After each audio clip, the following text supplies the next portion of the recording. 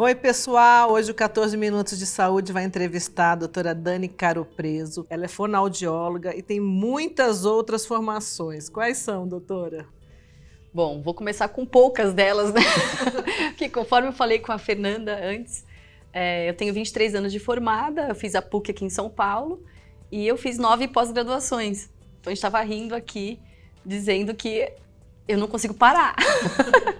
E não parei nas 9 não, viu, gente?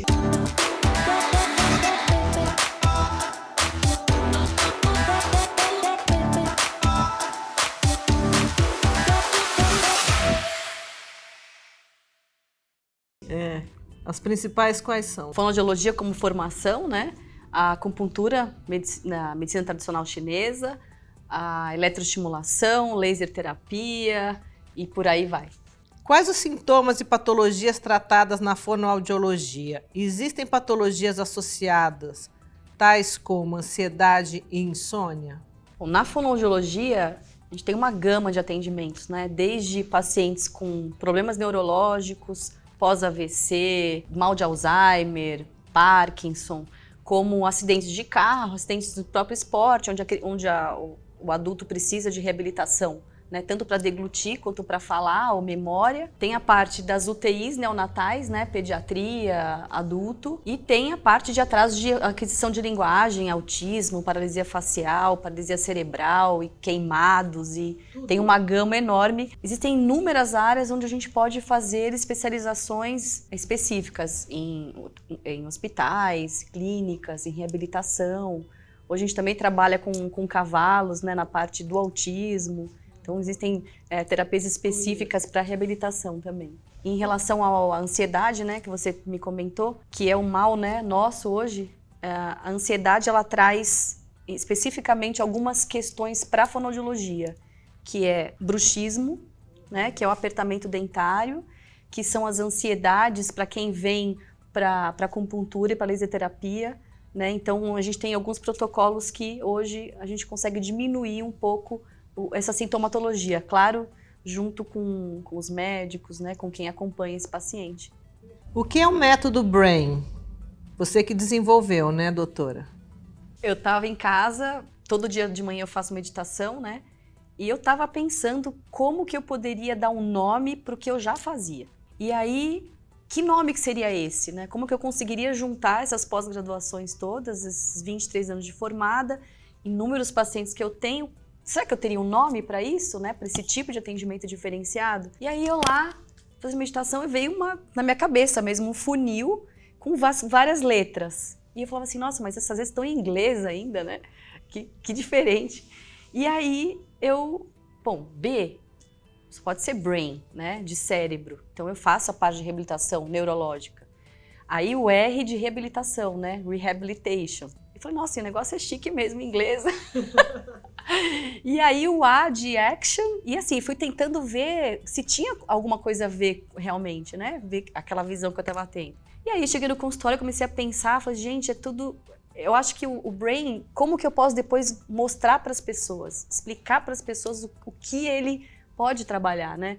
Se eu utilizar essa parte de reabilitação, da ação, da integração, do neuro, e hoje a minha clínica chama Dani Caropreso Neurointegrativo, né? Que eu consegui fazer toda essa integração de todas as técnicas, tecnologias, né? O laser ele é uma delas, né? Eletroestimulação, ultrassonografia, o ozônio agora que eu estou estudando.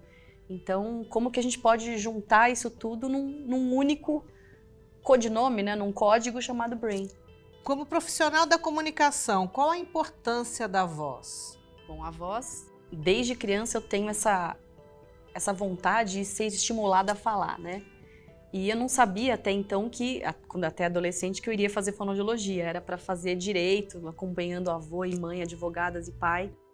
E eu cresci nesse estímulo do falar. E para mim a comunicação, a voz ela é uma ferramenta de onde a sua alma fala, né? Então a voz, ela é você conseguir colocar para o mundo quem é você, o que você sente, quem é a sua voz, a sua essência, a sua identidade, né? Então a voz para mim ela é o colocar para o mundo quem é você. Como se dá o processo de tratamento? A doutora trata crianças e adultos? Hoje eu trato crianças, adolescentes, adultos e idosos. Qual a importância de especialização para o atendimento de crianças com necessidades especiais? Hoje eu faço parte de uma associação chamada DEBRA, que é uma doença chamada epidermólise bulhosa, e estou no meio de um grupo de pessoas que trabalham com síndromes raras, né? E aí, por que precisa se ter especializações e conteúdos específicos para tratar doenças raras? Acho que quanto mais específico você vira, quanto mais especialista você vira, quanto mais você estuda para entender como você trata aquela doença, eu acho que é esse meu grito, é trazer o que são essas doenças raras para as pessoas cada vez mais, né? Como que ela se desenvolve, como ela precisa ser tratada, porque quanto mais pessoas estudem, quanto mais fonos trabalhem com reabilitação, melhor a gente consegue abraçar essa comunidade, que tem muito isso. Tem muita gente no Brasil, no mundo, com altos índices de doenças raras. Essas doenças raras são autoimunes? Nem todas. No que consiste o tratamento no caso de autismo, paralisia cerebral? Quais os benefícios e as dificuldades? Em relação ao autismo, existe uma questão que é hoje a questão da pandemia, né? O que tem acontecido muito no consultório comigo. Crianças que não falam ou crianças que têm atraso de linguagem e elas já vêm com um estereótipo mesmo às vezes da própria família dizendo assim, não fala, ela é autista, né? Então, o que eu tenho feito nas redes sociais, né, e conversado com muitos médicos, os pediatras eles estão mais próximos dessas crianças que começam a ter esse diagnóstico 1 ano e meio, mais ou menos 2 anos, que é onde há um retrocesso, a criança falava, ela para de falar, começam movimentos corporais que a gente chama de estereotipia, né, que são movimentos incontrolados pela criança, e entra a coisa chamada ecolalia. Ecolalia é uma fala ecolálica, é o eco, onde essa criança repete palavras fora do contexto, né? E a maioria das pessoas agora que vem pro consultório eu acho que o meu filho é autista, porque ele não fala, né? Então eu falo muito.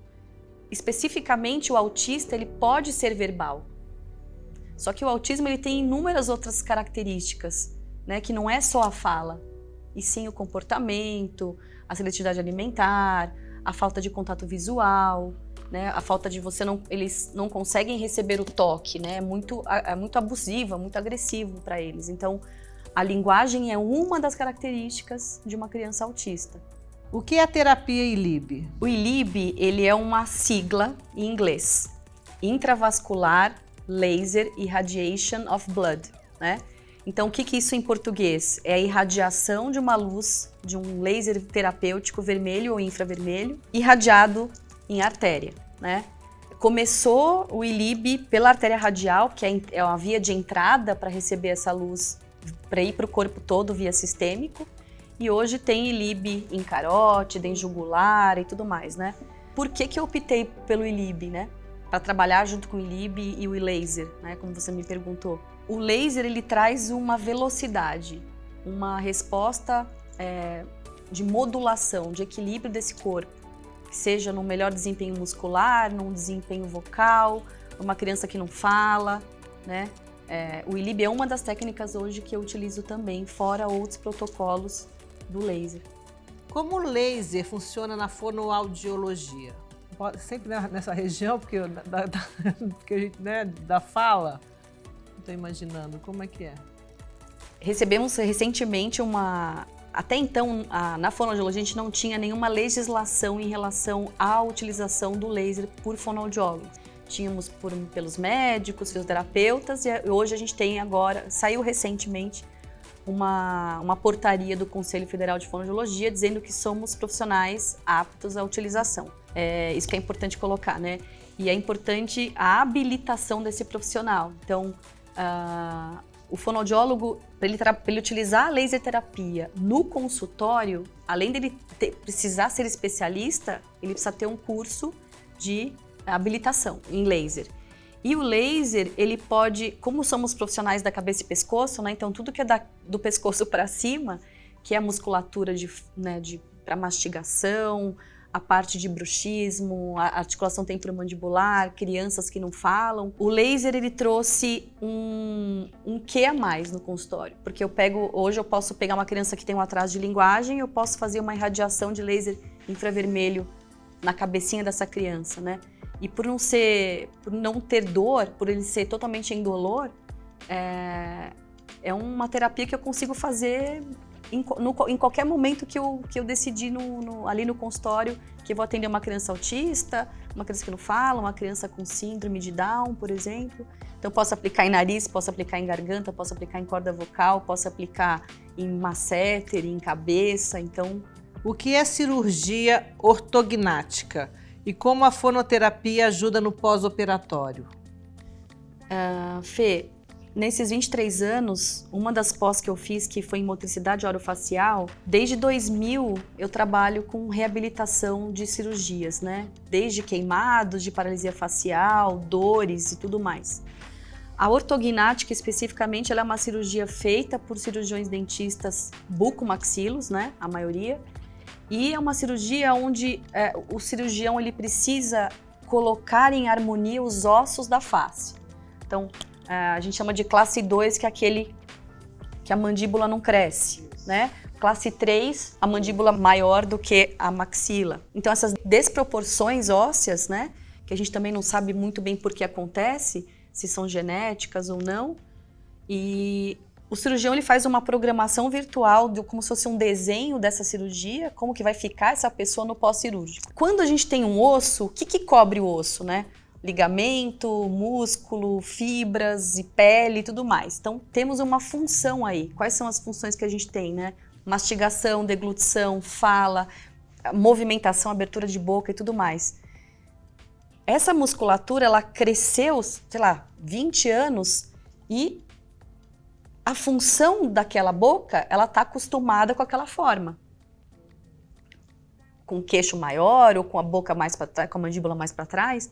E aí, quando essa pessoa faz essa cirurgia, ela precisa se readequar, né? Além a cirurgia, muitas vezes ela acontece de deixar algumas sequelinhas temporárias, que é uma parestesia, que é uma falta de sensibilidade, ou a pessoa perde um pouco o movimento do queixo, da mandíbula, porque ela fica toda amarrada vários dias, né? Porque uma cirurgia que coloca placas de titânio e tudo mais, amarrada essa boca, é uma cirurgia de calibre grande. E edema facial, inchaço. Então hoje eu consigo, com todas essas técnicas, né, e tecnologias, eu consigo trazer esses pacientes cada vez mais rápido para uma alta do pós-cirúrgico. A falta de sono pode causar alterações fonoaudiológicas? Bom, a falta de sono hoje, o que a gente tem, né? Temos a apneia do sono, né, que é uma das grandes ocorrências aí por causa do aumento de peso, do tipo de alimentação que a gente tem, vidas sedentárias e tudo mais. A apneia, o bruxismo, o apertamento dentário, movimentos rápidos de perna, são situações que na hora que a gente está dormindo, geralmente em sono REM, que se a gente começar a dividir os ciclos do sono, né, temos aí quatro níveis e o REM. Esses níveis, eles vêm de um sono mais superficial para um sono mais profundo. E o REM, ele é tão necessário para a nossa manutenção da qualidade de vida, porque na hora que eu estou sonhando, que eu estou entrando em sono REM, que o meu corpo começa assim, o que eu preciso arrumar? Eu preciso diminuir o nível de cortisol, eu preciso excretar hormônio, eu preciso pegar hormônio feminino, eu preciso equilibrar meus níveis circadianos, eu preciso equilibrar o meu estresse, sistema parasimpático, simpático, trazendo equilíbrio para o nosso organismo. E é ali nesse sono REM que acontece tudo isso. E aí o que acontece? A pessoa vai lá, ronca, ou tem apneia, ou aperta os dentes, ou começa a ter movimento rápido de perna. Numa polissonografia, que é um exame específico, né, que o otorrino manda, que a gente diagnostica essas alterações do sono, eu consigo perceber que a pessoa vai descendo de 1 para 2, para 3, para 4, entra em REM. Entrecortou, acordou. Voltou para um superficial. Então, o sono dessa pessoa, ela fica em muito mais superficial. Então, quais são os sintomas? Acordar cansado, sem disposição, ganho de peso, né? E fora com que energia que você acordou? Você já acordou na defasagem da energia, né? Então, você me perguntou sobre questões fonoaudiológicas. A apneia a gente pode tratar numa equipe multidisciplinar, que é onde geralmente tem um fisioterapeuta que trabalha com colocação de CPAP, algum equipamento para ajudar essa pessoa a respirar melhor, dormir melhor. Às vezes tem que se fazer uma cirurgia ortognática para melhorar, né, para avançar um pouco mais essa mandíbula. Entra físio, entra nutricionista para ajudar no peso, entra educador físico, para mudar a qualidade de vida dessa pessoa que tem apneia. E a fono entra onde? Na parte da musculatura de pescoço, de garganta, lá atrás, o palato mole, para ajudar essa pessoa a ter essa musculatura um pouco mais rígida, mais durinha, que na hora que ela descer, ela respirar, ela não vai ter uma quantidade menor de apneia. Para falar é preciso saber ouvir? Sim.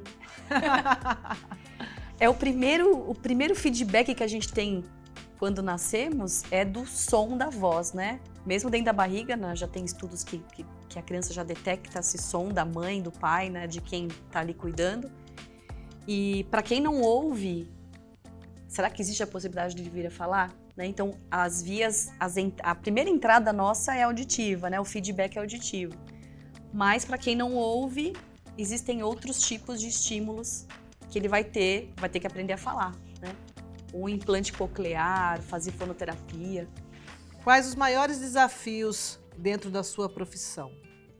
Acho que o primeiro deles é divulgação do que o fonoaudiólogo faz, primeiramente, que é uma profissão linda, que você pode trabalhar com inúmeras áreas, em hospital, em clínica, em reabilitação, em idoso, com autismo, com linguagem.